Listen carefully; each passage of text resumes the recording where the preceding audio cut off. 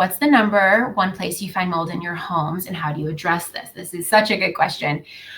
It really depends on location. So for my New York City clients, the washing machine is the number one place I find mold, because in New York, because apartments tend to be smaller and you're really trying to utilize the space that you have, front washers are usually purchased. And because of the front washing, the way of the mechanism, the front part of the lip always is full of mold.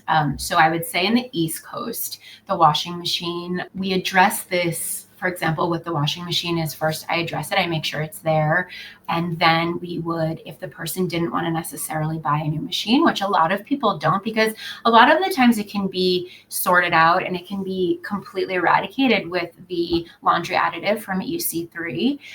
So I suggest using that in the machine itself, and do this all the time. I do mine once a week. Some people like to do it once a month, but you can run it with clothes or without clothes, and then wash your clothes so the spores that are on the clothes are now eradicated.